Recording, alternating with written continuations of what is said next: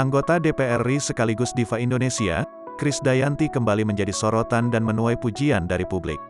Sikap hangat yang ditunjukkan Krisdayanti kepada Ibu Anang Hermansyah atau mantan mertuanya itu beredar di media sosial.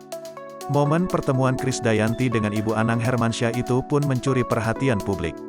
Pertemuan Krisdayanti dengan Ibu Anang Hermansyah, Anissa Kolik itu di saat acara Tedak Siten Amena, anak Aurel Hermansyah dan Atta Halilintar.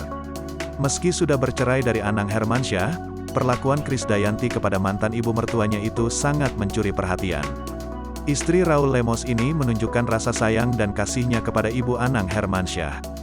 Momen kehangatan Krisdayanti kepada mantan ibu mertuanya itu, terlihat Krisdayanti menggandeng tangan Ibu Anang Hermansyah dengan ke sebuah ruangan. Ibu Anang Hermansyah itu nampak melepas rindu kepada Ibu Krisdayanti. Keduanya pun langsung berpelukan dan mencium pipi kanan kiri. Sikap hangat Krisdayanti kepada mantan mertuanya itu pun mendapatkan komentar positif dari warganet.